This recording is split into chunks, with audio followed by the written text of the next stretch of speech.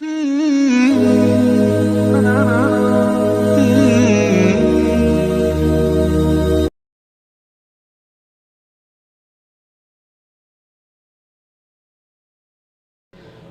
اللہ الرحمن الرحیم۔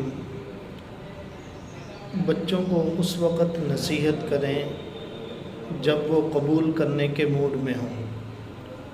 4 اوقات ایسے ہیں جس وقت بچے قبول کرنے کے موڈ میں ہوتے ہیں۔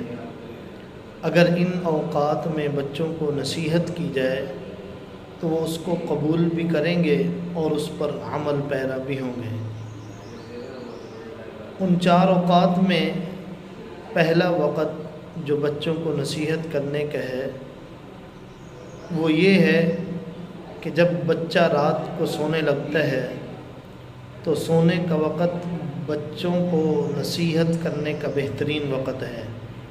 وہ اس لیے کہ جب بچہ سونے لگتا ہے تو اپنی والدہ سے کہتا ہے کہ مجھے کوئی کہانی سنائی جائے، تو والدہ یا تو بلی کی کہانی سناتی ہے یا چوہے کی کہانی سناتی ہے یا لومڑی کی کہانی سناتی ہے اور ان کی حرکات بتاتی ہے، تو پھر بچہ بھی ویسے ہی حرکات کرتا ہے۔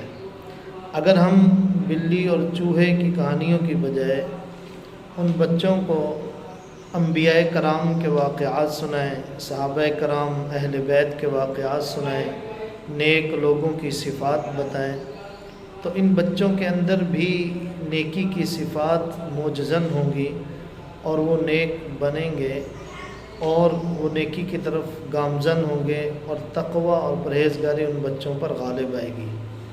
نصیحت کرنے کا دوسرا بہترین وقت یہ ہے کہ جب بچہ آپ کے ساتھ سفر کرتا ہے تو یہ بھی بچے کو نصیحت کرنے کا بہترین وقت ہے۔ دوران سفر بچہ پوچھتا ہے کہ ابو جان یہ کیا چیز ہے، یہ کیا چیز ہے، تو بہت کم والدین ایسے ہیں جو اپنے بچوں کو بتاتے ہیں کہ یہ فلاں چیز ہے یا ان کی رہنمائی کرتے ہیں۔ بعض دفعہ والدین ڈانٹ دیتے ہیں، بچہ چپ کر جاتا ہے۔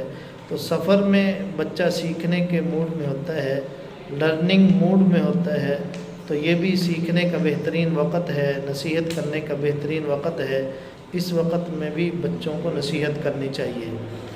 اور نصیحت کرنے کا تیسرا وقت جب بچہ آپ کے ساتھ بیٹھ کر کھانا کھانے لگے تو یہ بھی لرننگ موڈ ہے، یعنی بچے کا لرننگ موڈ ہوتا ہے، سیکھنے کا بہترین موڈ ہوتا ہے، یہ وقت ہوتا ہے۔ آپ بچے کو جیسا سکھائیں گے ویسا ہی سیکھ جائے گا۔ کھانا کس طرح کھانا ہے، دائیں ہاتھ سے کھانا ہے اور کھانے کے آداب کیا ہیں، اور اس طرح کھانا تیار کرنے میں کتنی دشواری ہوتی ہے، والدہ کا ہاتھ بٹانا چاہیے، یہ سب باتیں بچہ سیکھ جاتا ہے، پھر اس پر عمل پیرا ہوتا ہے۔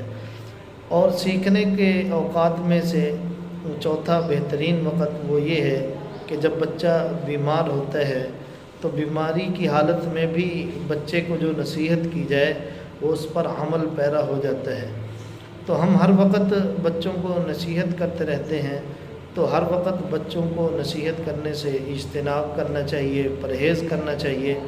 بسا اوقات بچہ کھیل کے موڈ میں ہوتا ہے، ہم اس کو نصیحت شروع کرتے ہیں، پھر وہ آگے سے نافرمانی کرتا ہے، والدین کا کہنا نہیں مانتا، والدین ڈانٹتے ہیں اور پھر بچہ آہستہ آہستہ باغی بن جاتا ہے۔ اور پھر ہم کسی مولانا کے پاس، کسی اللہ والے کے پاس جاتے ہیں کہ ہماری اولاد کے لیے دعا کیجیے کہ وہ فرما بردار بن جائے۔